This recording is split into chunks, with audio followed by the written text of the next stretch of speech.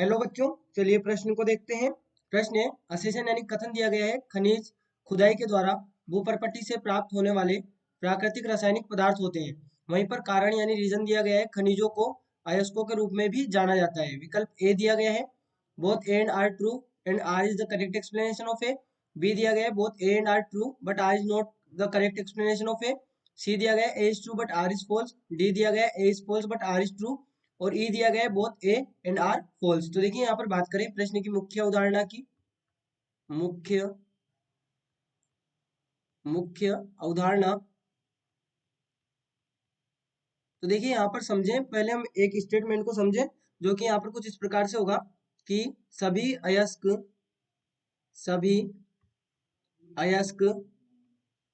खनिज होते हैं। खनिज होते हैं जबकि जबकि सभी खनिज अयस्क अयस्क नहीं होते हैं। अब देखिए यहाँ पर समझिए कि अयस्क किसे हम कहते हैं। यहाँ पर हम बात करें अयस्क की। अयस्क, तो अयस्क क्या होते हैं हम यहाँ पर लिखेंगे। देखिए बहुत से खनिजों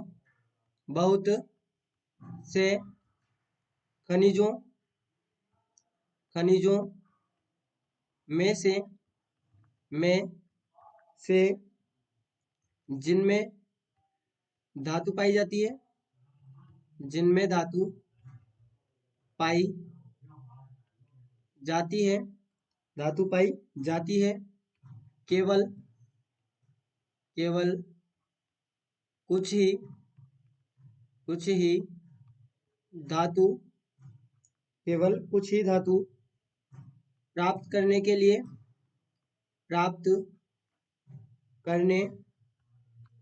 या प्राप्त करने के स्रोत के रूप में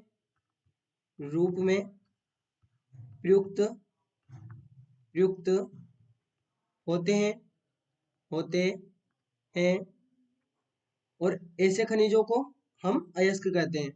ऐसे खनिजों को अयस्क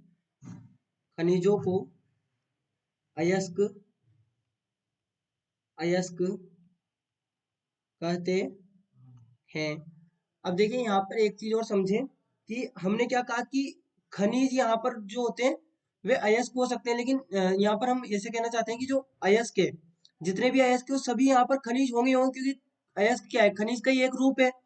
अयस्क क्या है, खनिज का एक रूप है। यहाँ पर हम लिख सकते हैं अयस्क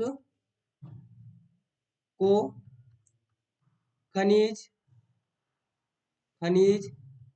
के रूप में भी जाना जाता है। तो अब देखिए जो हमारा स्टेटमेंट है, जो कि हमें यहाँ पर दिया गया है कथन, इस अभिकथन जो हमें यहाँ पर दिया गया है, जिसे हम असेशन कहेंगे। ये हमारे पास में क्या है, खनिज खुदाई के द्वारा भूपर्पट्टी से प्राप्त प्राकृतिक रासायनिक पदार्थ है। तो देखिए यदि भूपर्पट्टी से प्राप्त खुदाई के दौरान तो हम उनको खनिज कह रहे हैं, और जब भूपर्पट्टी से प्राप्त तो प्राकृतिक रूप से प्राप्त होंगे। तो ये तो हमारे पास में हो गया सही। वहीं पर दूसरा दिया गया है खनिजों को अयस्कों के रूप में भी जाना जाता है। तो देखिए हमने क्या कहा कि सभी खनिज यहाँ पर अयस्क नहीं होते। सभी अयस्क खनिज होते हैं लेकिन सभी खनिज अयस्क नहीं हो सकते। तो हमने क्या लिखा कि अयस्कों को खनिज के रूप में जाना जा सकता है, खनिजों को अयस्क के रूप में नहीं जाना जा सकता। तो इस आधार पर हम कह सकते हैं कि जो हमारे पास में दिया गया तर्क है, ये हमारे पास में जो दिया गया तर्क या कारण है, ये हमारे पास में गलत होगा। क्योंकि हम क्या कह रहे हैं कि जो अयस्क है, सभी अयस्क खनिज हो सकते हैं लेकिन सभी खनिज यहाँ पर अयस्क नहीं हो सकते। तो हमारे पास में सही स्टेटमेंट क्या होना चाहिए, अयस्क को खनिज के रूप में भी जाना जा सकता है। तो हम यहाँ पर कहेंगे, तो अब यहाँ से हम क्या कह सकते हैं, हमारा कौन सा यहाँ पर सही उत्तर होगा। तो देखिए हमने क्या कहा कि हमारे पास में अभिकथन तो सही है, अभिकथन सही है यानी कि ए इज ट्रू, और जो यहाँ पर कारण या तर्क है वो गलत है यानी कि बट आर इज फॉल्स। तो हम कहेंगे यहाँ पर सी विकल्प हमारा सही उत्तर होगा। तो बच्चों आशा करते हैं आपको प्रश्न समझ आया होगा। धन्यवाद।